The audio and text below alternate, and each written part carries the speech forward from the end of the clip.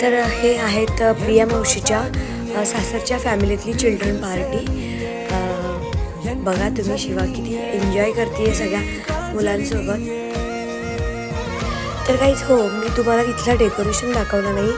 खूप सुंदर असा डेकोरेशन तिथे बेबी शॉवरचा केला होता।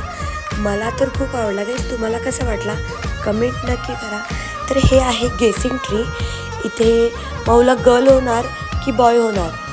गर्ल असेल तर पिंक कलरचा फिंगर प्रिंट इथे त्यांनी लावायचा आणि बॉय असेल तर ब्लू कलरचा।